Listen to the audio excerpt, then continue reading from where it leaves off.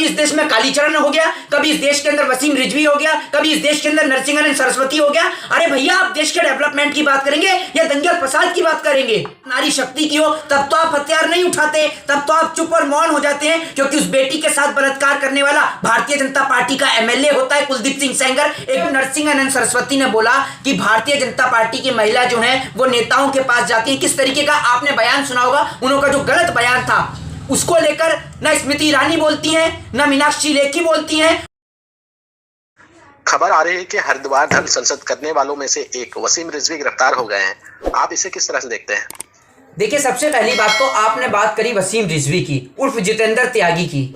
आखिर देश के अंदर हो क्या रहा है? एक और हमारे देश की पुलिस जो हिफाजत करती है लोगों की, उनके लिए इस प्रकार के अवैध शब्दों का प्रयोग किया जा रहा है। दूसरी बात यह कि वसीम रिजवी को गिरफ्तार किया, लेकिन नरसिंहन सरस्वती जो सामने से आकर कहता है कि वो तीनों जगह पर तीनों मामलों में था, हर जगह के मामले में था, तो उसको पुलिस अरेस्ट क्यों नहीं करती है? इस बात का जवाब दे। दूसरी बात, उसकी गिरफ्तारी जब की जाती है जब सुप्रीम कोर्ट से ऑर्डर आता है कि आप इसमें जवाब दीजिए, जो हरिद्वार में जो अवैध जो सांसद हुई, जिसके अंदर इस तरीके की धर्म संसद के अंदर जो इस तरीके की अवैध बातों को कहा गया, तब जाके एक्शन लिया जाता है। दूसरी बात, जिस आप नरसिंहन सरस्वती की बात कर रहे हैं, वो नरसिंहन सरस्वती कभी दिल्ली के अंदर हिंदू बहन बेटियों के लिए अवैध शब्दों का इस्तेमाल करता है, और कभी वो नरसिंहन सरस्वती भारतीय जनता पार्टी की महिलाओं के लिए भी अवैध शब्दों का इस्तेमाल करता है। लेकिन तब भी जो है भारतीय जनता पार्टी की जो नेत्री हैं, भारतीय जनता पार्टी की जो नेताइन हैं, वो चुप और मौन रहती हैं। आखिर ऐसा क्यों? देखिए, सुप्रीम कोर्ट ने जो 10 दिन के अंदर जो जवाब मांगा है ना, उसको लेकर बस एक ये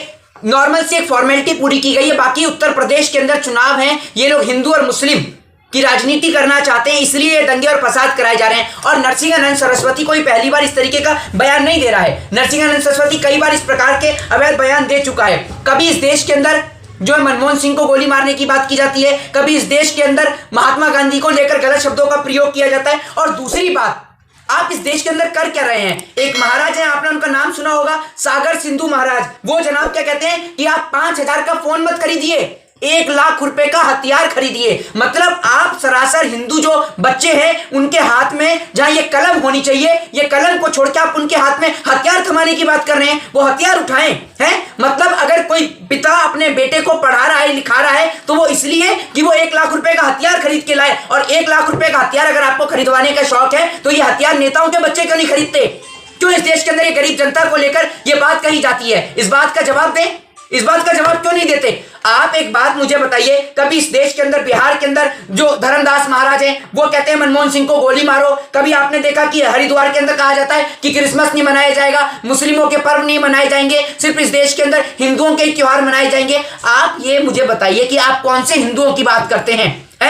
एक बात आप मुझे बताइए, आज देश में सिर्फ वही लोग सुरक्षित हैं जो सिर्फ भारतीय जनता पार्टी और बाबा की गैंग को मानने वाले लोग हैं। बाकी सब लोगों का एनकाउंटर हो रहा है। उत्तर प्रदेश के अंदर आपने किस तरीके से देखा कि उत्तर प्रदेश के अंदर ब्राह्मणों का लगातार एनकाउंटर हो रहा है, दलितों का शोषण हो रहा है, लेकिन कोई बोल ही नहीं रहा है। आप एक बात मुझे बताइए, कभी आजम खान, कभी खुशी दुबे, अरे चलिए हमने माना कि विकास दुबे गलत था, लेकिन आज भी उसकी वाइफ जेल के अंदर क्यों है? इस बात का कोई जवाब दे। आजम खान, मुख्तार अंसारी, आप एक विशेष जाति और समुदाय को टारगेट करने में लगे हैं, और आपका सिर्फ एक ही मकसद है, किसी भी प्रकार से इस देश के अंदर हिंदू और मुस्लिम करके इस देश के नौजवानों को रोजगार न देने के बजाय उनका ध्यान और माइंड डाइवर्ट करके आप उनके हाथ में कलम पकड़ाने के बजाय आप 1 लाख रुपए का हथियार पकड़ा रहे हैं और सरकार गिरफ्तार नहीं कर रही है। कभी इस देश में कालीचरण हो गया, कभी इस देश के अंदर वसीम रिजवी हो गया, कभी इस देश के अंदर नरसिंहन सरस्वती हो गया। अरे भैया, आप देश के डेवलपमेंट की बात करेंगे या दंगे और फसाद की बात करेंगे? वसीम रिजवी ने भी आपत्तिजनक कई जगह बयान दिए थे,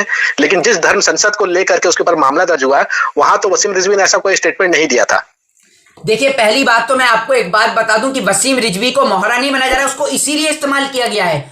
वसीम रिजवी जिसने शिया वक्फ बोर्ड में लाखों करोड़ों नहीं पता नहीं कितने रुपए का घोटाला किया होगा, जिसके कारण अब वो विजय माल्या, नीरव मोदी तो है नहीं जो देश छोड़ के भाग जाएगा, तो वसीम रिजवी को बलि का बकरा और मोहरा बनाया गया, उसको इस्तेमाल किया गया। वसीम रिजवी और उर्फ जितेंद्र त्यागी, ये नरसिंहन सरस्वती के साथ मिलके जो देश के अंदर दंगे रचने की जो भारतीय जनता पार्टी साजिश रच रही है ना, ये साजिश पूरा देश देख रहा है। आप क्या समझ रहे हैं? आप लोगों को पागल समझते हैं? आप सबसे बड़ा सवाल मैं भारतीय जनता पार्टी के लोगों से पूछना चाहता हूं कि जब नरसिंहन सरस्वती ने बोला कि भारतीय जनता पार्टी की महिला जो हैं वो नेताओं के पास जाती हैं, किस तरीके का आपने बयान सुना होगा, उनका जो गलत बयान था, उसको लेकर न स्मृति ईरानी बोलती हैं, न मीनाक्षी लेखी बोलती हैं, और ना ही उसको लेकर जो है हमारी वित्त मंत्री निर्मला सीतारमण बोलती हैं। आप एक बात बताइए, वो महिलाओं को लेकर इस तरीके के शब्दों का इस्तेमाल कर रहा है, तो कभी हिंदुओं की माओं को लेकर दिल्ली के जंतर मंतर से अवैध प्रकार के शब्दों का इस्तेमाल किया जाता है। आप एक बात मुझे बताइए, हम देश को किस ओर लेके जा रहे हैं? हमारा देश के अंदर जो नफरत की जो खेती करी जा रही है, हमारे देश के अंदर जो नफरत की जो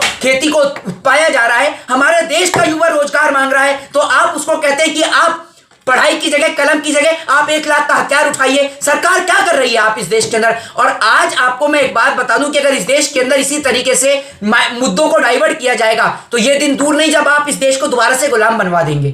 जी, हमारा अगला सवाल है कि इस तरह के जो लोग हैं, एंटी सोशल एलिमेंट जो है, तथाकथित अपने आप को धर्म गुरु बताने वाले लोग, ऐसे लोगों को बल कहां से मिलता है? कहां से इन्हें ताकत मिल रही है? कहां से इनकी फंडिंग की जा रही है, जिसकी वजह से ये बेखौफ है?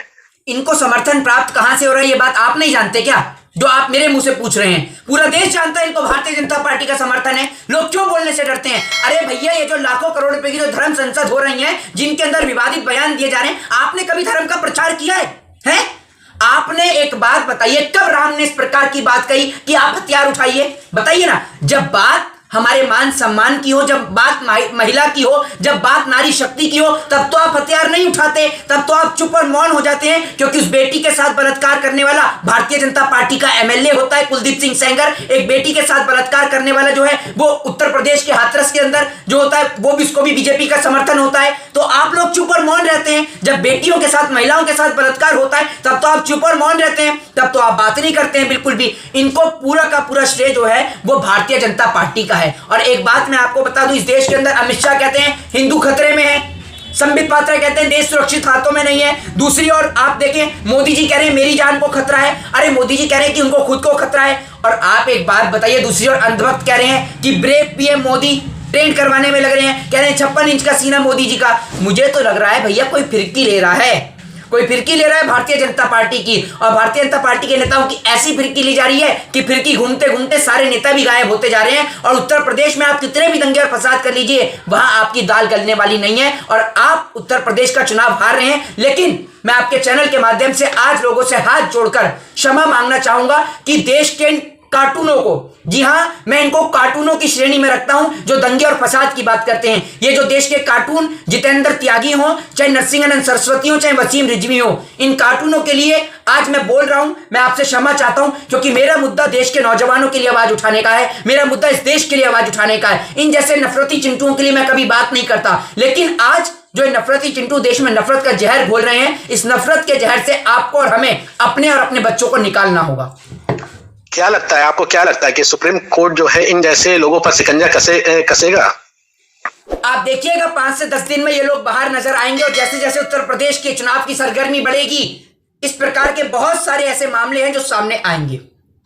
क्योंकि भारतीय जनता पार्टी के सत्ता में आने का रास्ता जो शुरू होता है, वो रास्ता शुरू होता है धर्म की राजनीति से।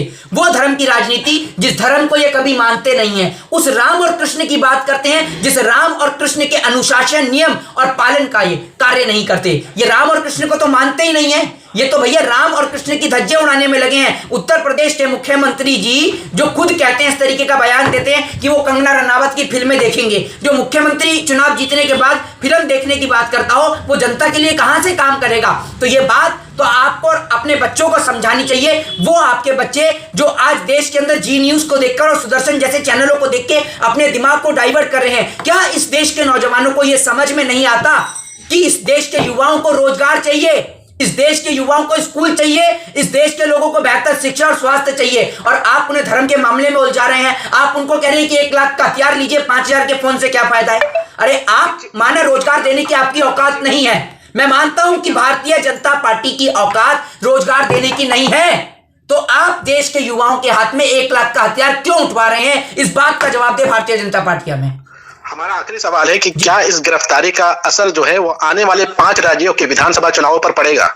इस गिरफ्तारी का असर का मुझे पता नहीं, लेकिन इस गिरफ्तारी का फायदा भारतीय जनता पार्टी जरूर उठाएगी और इस तरीके के विवादित बयान जो है वो जगह जगह दिलवाएगी। तो लोगों से हाथ जोड़कर निवेदन है कि अगर आप अपने बच्चों से चाय पकौड़ा और चौकीदारी करवाना चाहते हैं तो भैया आप दीजिएगा बीजेपी को वोट। लेकिन अगर आप अपने बच्चों को स्कूल भेजना चाहते हैं, उनको बेहतर शिक्षा दिलवाना चाहते हैं, तो बीजेपी को वोट मत दीजिएगा, क्योंकि हमारा धर्म सुरक्षित था, सुरक्षित है और सुरक्षित रहेगा। और भारत एक लोकतांत्रिक देश है, एक धर्मनिरपेक्ष देश है। इस देश में ना कभी हिंदू को खतरा था, ना मुस्लिम को खतरा था, ना ईसाई को खतरा था, ना सिख को खतरा था। खतरा था तो हमेशा से भारतीय जनता पार्टी की कुर्सी को, और आज भी खतरा है। और इस खतरे से निकलने के लिए वो एक बार फिर हिंदुओं के गले को कटवाएगी। जय हिंद, जय भारत, वंदे मातरम। धन्यवाद।